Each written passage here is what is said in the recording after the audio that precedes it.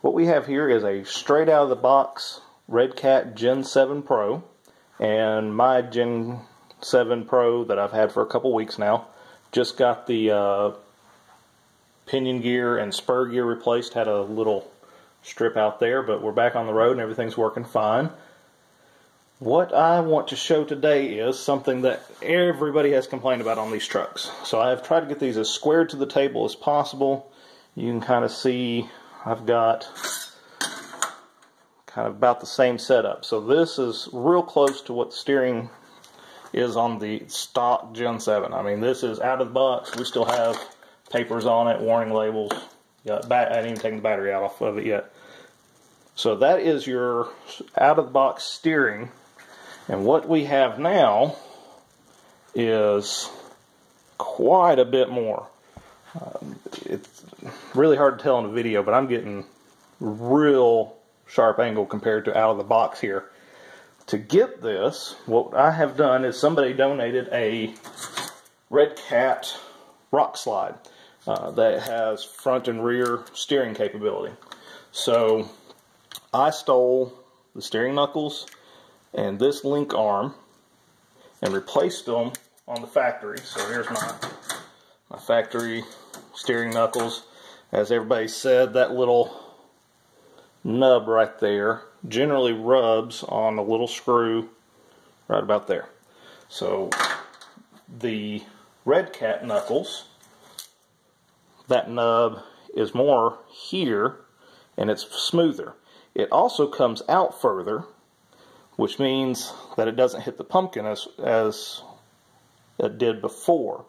So stole the knuckles, stole this steering link. I had to take the shims out here. I even took the shims out of this steering link.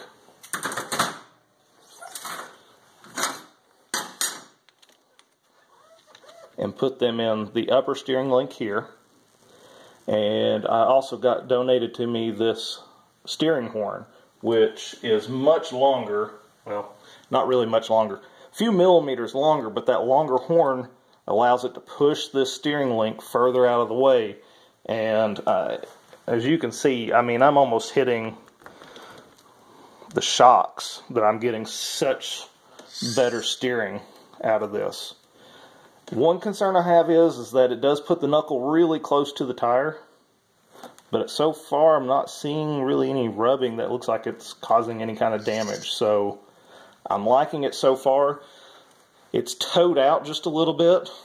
Front tires, you know, that one's facing that way, that one's facing that way a little bit, but it's not horrible.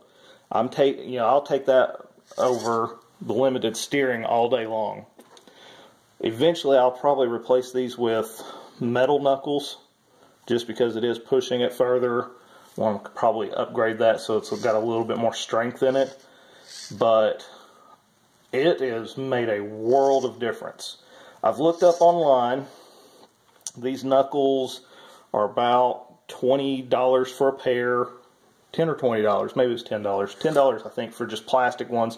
Metal ones are close to $20, $25. If you can get the steering link, I think it's about $10, and usually you can get the pack of these horns for about $10, $15. Usually get several of them in a pack. This is a 25 tooth,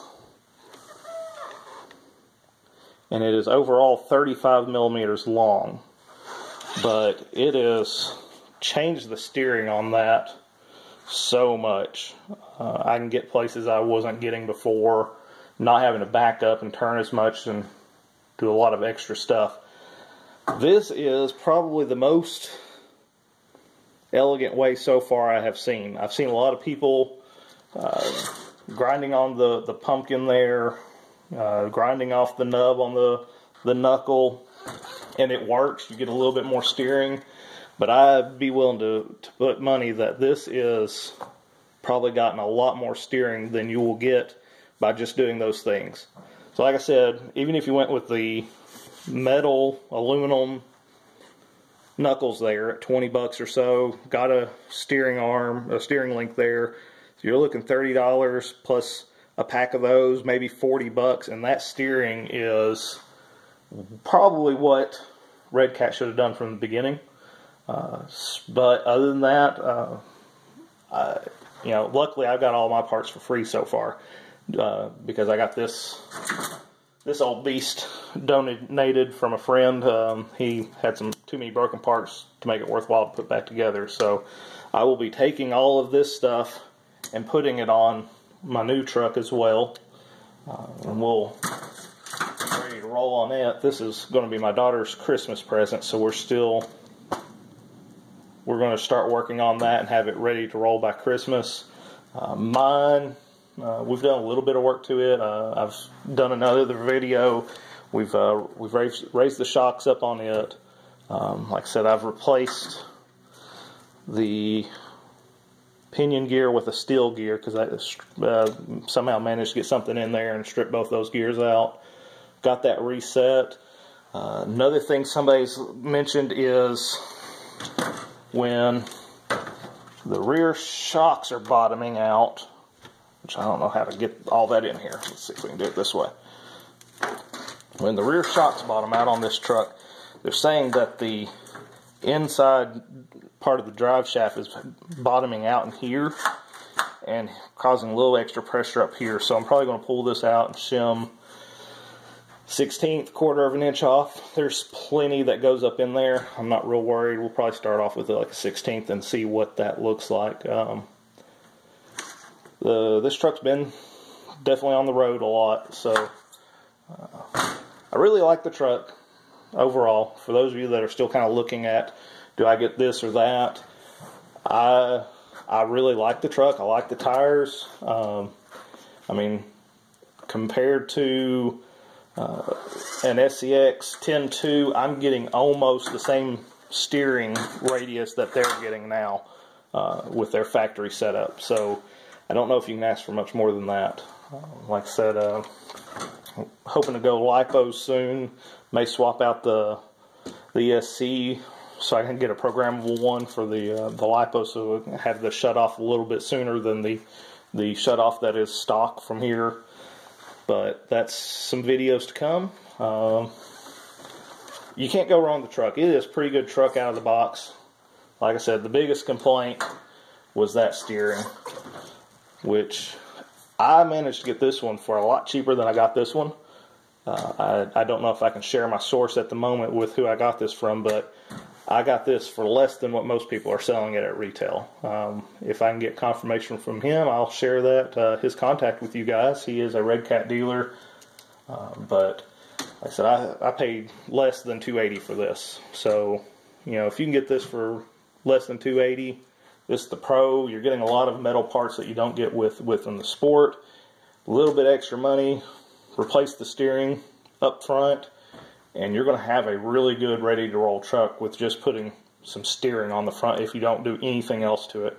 Most everything else I've done is just kind of been altering what's there with the factory. Like I said, raising the shocks up. Like I said, you can kind of see I'm getting a little bit more clearance. I've got a lot more ride height over here. I don't know if you can see my bubble, but it's way up in the over here. So this truck is sitting taller now than from the factory. I hope some of you guys will enjoy this little bit of advice. Hopefully y'all will be able to come up with some parts and do something similar, or maybe y'all will find a whole other solution altogether. But like I said, I'm sticking with this for now. I haven't seen anything that's really getting that much steering for relatively pretty cheap price. Like I said, plastic parts, you can get this all done for probably about $30. If you want to step up to some metal parts, you can get, you know, about $40, $45. You can get all this done. You'll have metal there. You could leave this factory horn on. It is just a plastic one. And it works fine. It's just that little extra length allows it to push this arm over a little bit more and get just that much more steering out of it. I'm still being limited probably from hitting the pumpkin there, but I really don't want to get into grinding on that. I've seen another video. Looks like they ground off quite a bit and didn't have, you know, go all the way through. So maybe, I've heard rumors that there are going to be some aftermarket axles coming out soon, possibly by Beef Tubes. So that might be something to look at. My only other complaints really have been not having some kind of shroud over the gears here. That is kind of just out there in the open. I've seen pictures of somebody that has replaced the transmission that came with a housing that covered all those gears. So I'm looking at trying to find out what they had done, what they purchased to get that as well. Other than that, if they ever do a Gen 7 version 2, a quick release for the body. I don't know how many of y'all have worked on this, but I find this gets in the way quite a bit. I like the hinge system. I just don't like that I can't easily remove it. I did find that you can kind of remove 4 screws and it comes off. It's not too bad.